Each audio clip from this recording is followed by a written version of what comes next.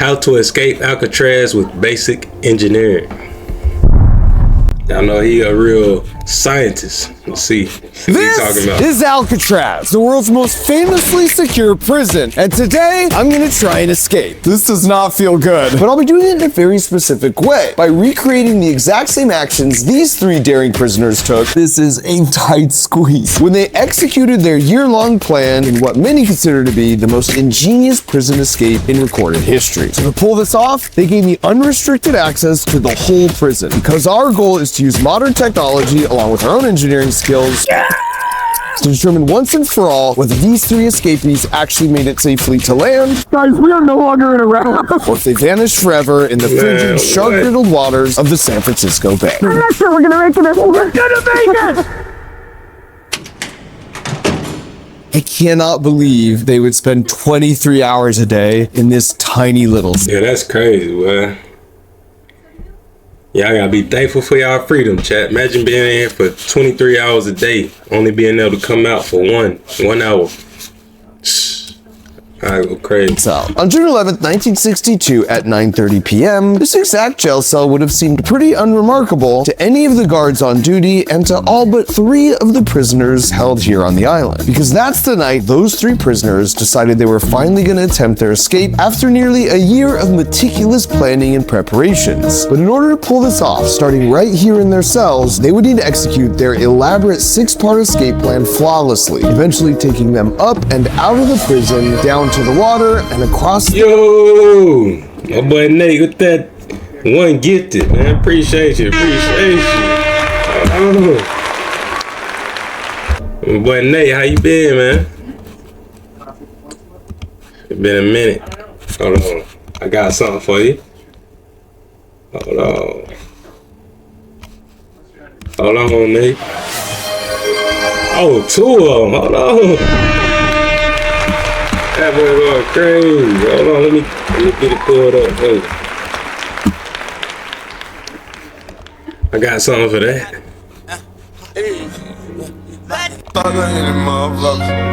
Gang, fucked up, baby. Got like 4 ounces in the 20, bitch. I'm blessed. I done Did a lot of shit just to live this here lifestyle. Came straight from the bottom to the top. My lifestyle. That boy done dropped 3 of them. Nate, appreciate you, my boy. Appreciate you. He gifted Diamond Wise. Dylan. Y'all tell Nate thank you, man. Say yes, sir, twin. Come on now. What you been up to, Nate? My boy Nate out there in Cali, chat. Y'all know that's the second home. Hold on. W sub, man. I appreciate that, Nate.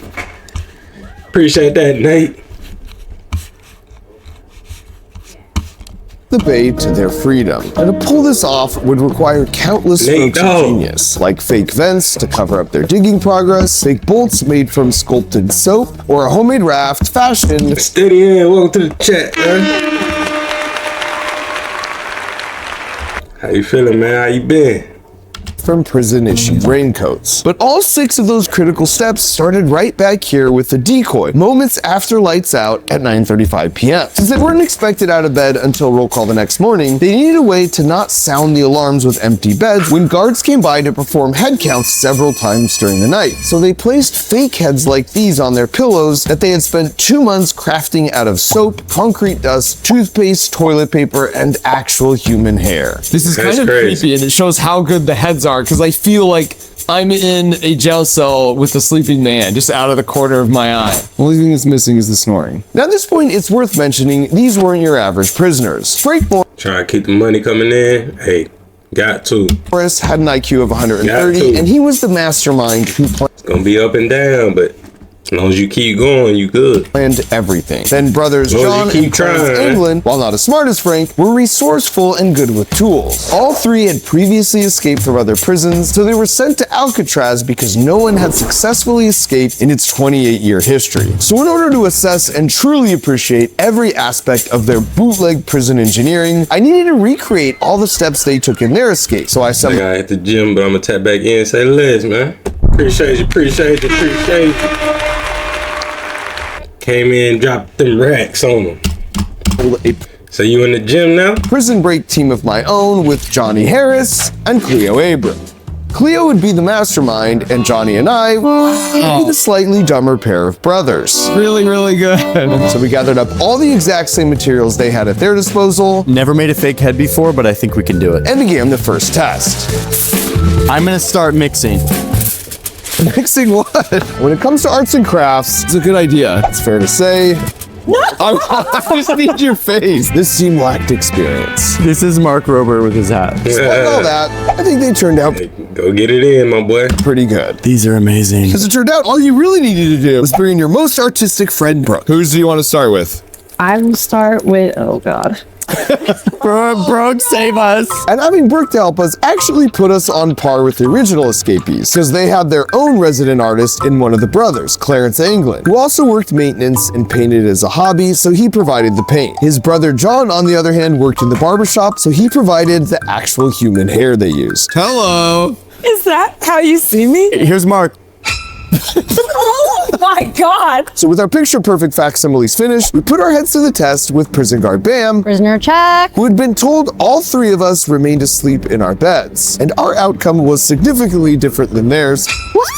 I told you, Johnny. It almost worked. Why are eyes so wide open like this? Providing early evidence, these weren't your average prisoners. All right, next test. Now that their diversion all We crawl through to escape. As you can see, it is not very large. Wow. This is a very tight squeeze. Ow. to give themselves a head start on digging, they decided to enlarge an already existing air vent hole underneath each of their sinks. Since they obviously didn't have access to power tools, they had to get creative, primarily using stolen spoons from the cafeteria that they'd fashioned into picks by removing the round parts. So to gain a better appreciation for what this would actually take, it was time for my jailbreak crew to get to work on a replica prison cell we built in Crunch Labs using concrete that was similar to what they would have faced. My fingers are starting to get tired and it's literally... Wow, you're so soft. It quickly became clear why it would have taken them months Prison breaking is hard. to painstakingly scrape their way to a You gotta be real determined to do that, but they must have had life in there or something. Like they had nothing else to do but work on getting out. hole big enough to escape from. Sorry. Which begs the question, how do you cover up your digging progress so the guards don't discover it Facts. during their routine room inspection? So to answer that question, I headed to the prison archives to meet a good friend of mine, Adam Savage, How you doing, man? because he has a lot of myth-busting knowledge on this topic. We didn't know that there were still pieces of the original thing until we called over here, and they're like, "Yeah, come on down. We can show them to you." One of the first things he showed me was this. Basically, they created an incredibly realistic vent cover made from just cardboard, notebook covers, and soap, which they then painted prison green using spare paint they stole from a maintenance shed. From a maker standpoint, this is a masterpiece. To Yeah. make this out of like homegrown materials you're scabbing from the prison shop and to have looked this good like a concrete wall is incredible. Back in prison, we were making some progress, but it wasn't exactly quiet work. Our three escapees faced the same issue and came up with a clever solution. Every night from 5:30 to 7 was music hour for all the inmates, so one of them would loudly play an accordion while one kept watch for guards with a makeshift periscope and the third one scraped away. And this noise management system turned out to be pretty effective. Oh my God, that's so loud. We're escaping from Alcatraz. Don't say that out loud. Sorry, let's hold no. Sorry. Our efforts were proving that digging through concrete with a headless spoon was very slow work. And this must have been something Frank Morris, the mastermind, concluded as well, because he ended up getting his hands on an old vacuum used for maintenance, exactly like the model shown here. And then if you pop off the top shell and then remove the fan assembly, How you get a vacuum in jail? you will find We have a modified power drill, and that ought to speed things up a little bit. all the inmates had power outlets in their cells There ain't no way they ain't get caught doing that. that allowed them to use things like electric shavers, or in this case, bootleg engineered power drills. So with the accordion once again masking the sound,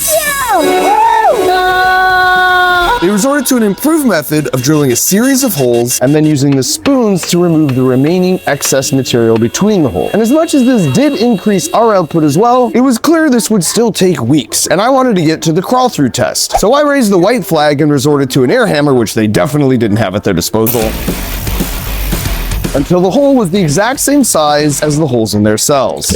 Cheese, man. Look at how much like concrete they would have had to remove from the premises, right? They put it all in their pocket. Put it out in the yard. Yeah, but this is the actual size of the hole they escaped from. Oh, I can smell the freedom. So it turns out they were like 135 pounds. These are tiny dudes. They're tiny dudes. My head will fit through here. Pat goes first. Now I have to make it. Oh, crap. Oh, there's no way. Let's push him. Oh, no, there's no way this guy's getting through. All that work. Johnny mixed things up with a feet first approach. My head's so hot. I need the Vaseline. Which meant it all came down to Cleo. I can totally do this. Oh my god. She's doing it. Oh my god. She's doing it. I can do it. Send help, Cleo! Cleo! Bro, she's already gone. Wow, okay. Okay, well, you want a game of tic-tac-toe, I guess? Okay. Back to our prisoners. With step 2 out of the way, at 9:48 p.m., they found themselves in sort of a secret passageway between the cells. But the problem was, they'd have to silently make their way to step 3 that was 4 stories above them. Here's the holes they would crawl out right here into this utility corridor, which honestly is pretty spacious. But more importantly, they had to make it to the loft, and there's all these pipes that basically act as ladders that lead them all the way up to Right here. This is wild.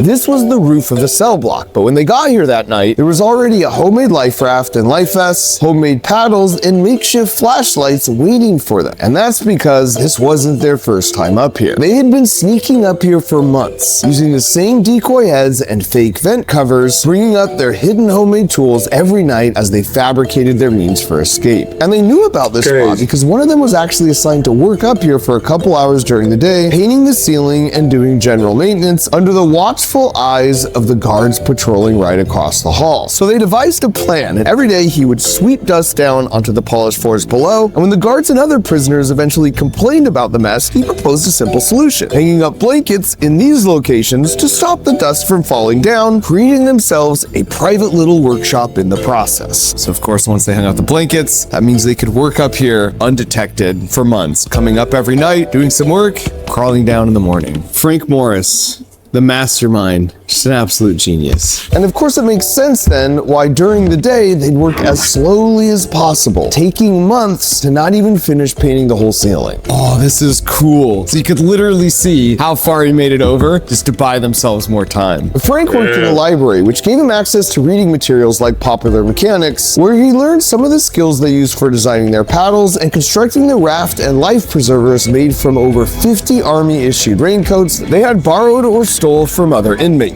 And bear in mind, these weren't exactly ideal working conditions.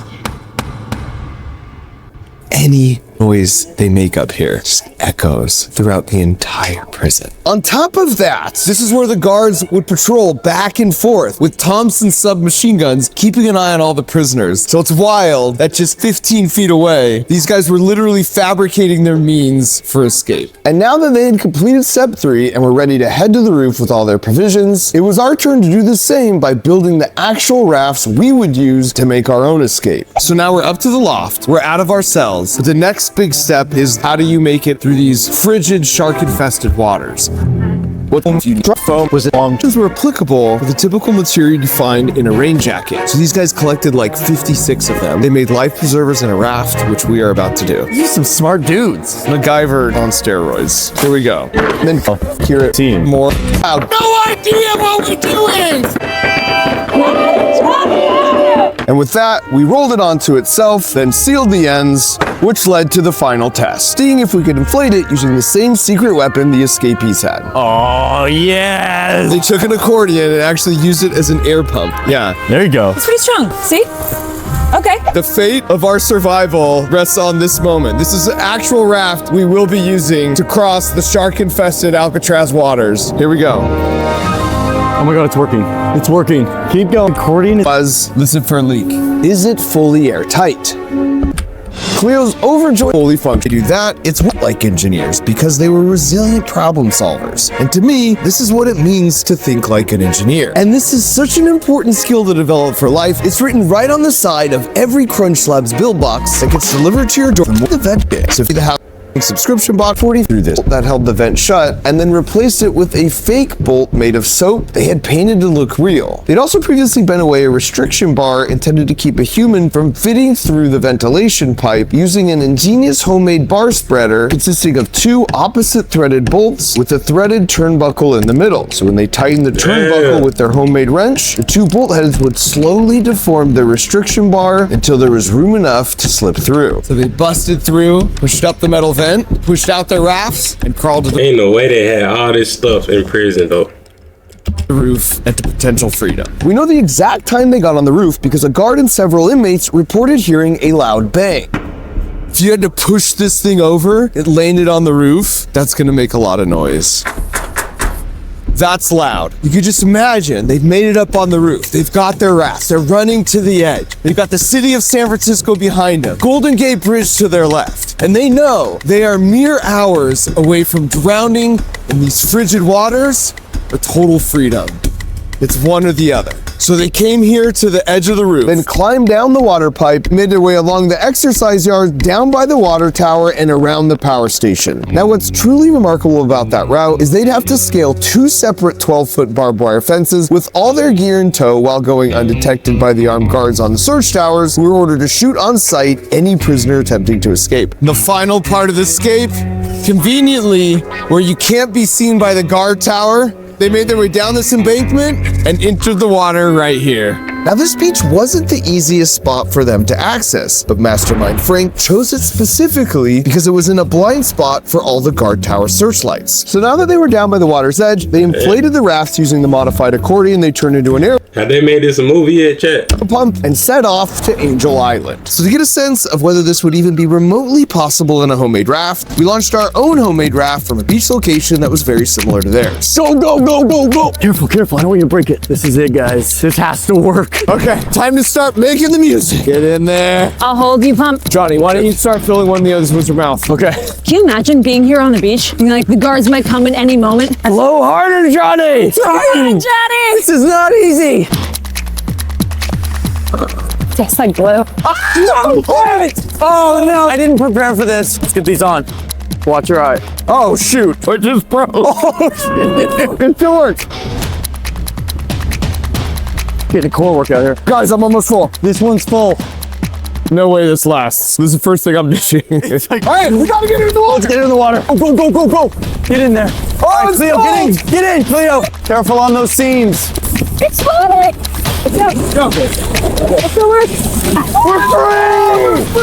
You never knew about this? I don't know if they made a movie, but there's documentaries.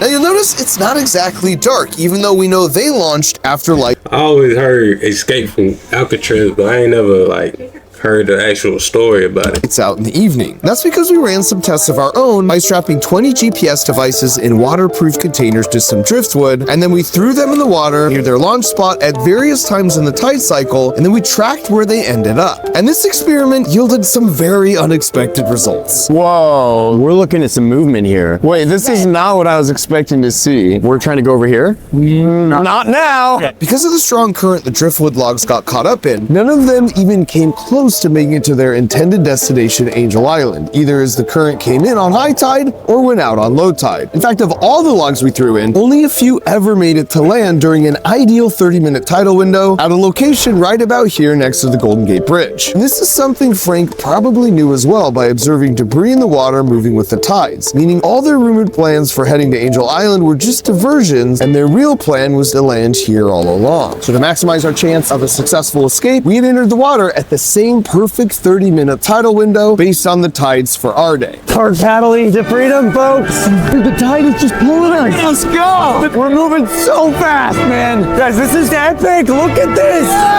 Look at this. Let's go. We're go off the apron. Look around. This is beautiful. We're free. Oh my God. Wow, this is amazing. Johnny! Battle. Sorry. We were feeling optimistic, but once we got about a quarter of the way to the bridge, the waves drastically increased in size. Big wave! All these waves are huge! Oh my way!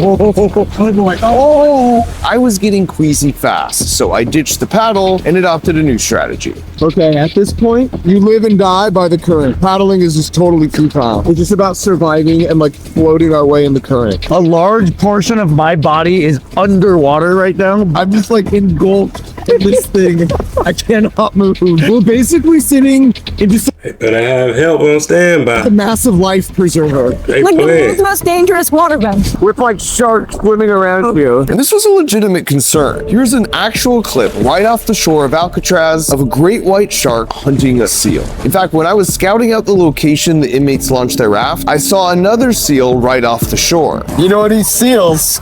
Sharks. To make matters worse, I knew in this area great whites hunted primarily at dawn and dusk. It gives you some real appreciation for what and how they did this. How do you think they were feeling if they got this far? Victorious. This is a win already, Yeah. but not home free yet. Big waves! Oh my goodness! These are 6-footers! He's a white cap. Literal white cat! Oh my god!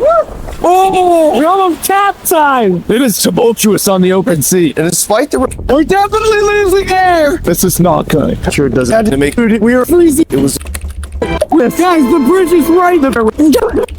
uploaded a video about what we could actually do if a giant asteroid were headed towards Earth. An asteroid impact is worse than you might think. And Johnny just uploaded a video about the infamous El Chapo prison escape in Mexico. This place was considered inescapable, but even still, he had escaped through one of his tunnels. We're so close. The current's taking us. It still has there. Hold on to that. Hold on. I am. The current had done about 90% of the work for us, and now it was up to us to make the final push to freedom. Push. Go, big push.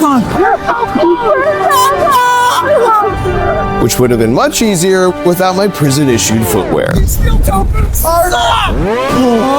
my god. Come on. We're there. We're free. Oh my god. Land. Oh my god. We did it. We're from Alcatraz. Oh. We actually did it. We're free.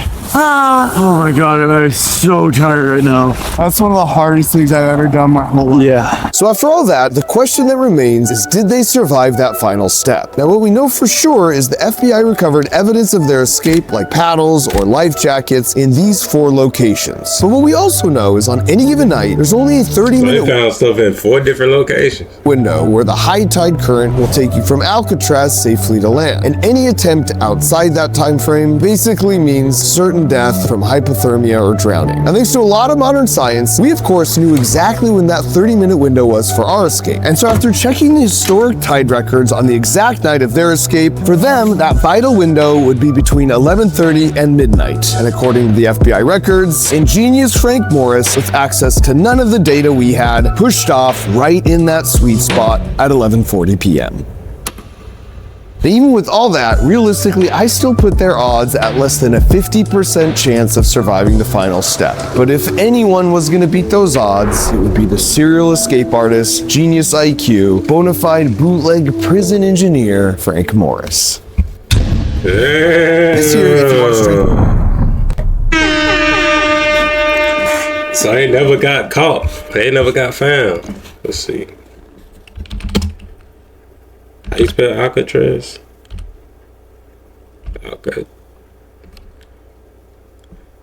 Alcatraz.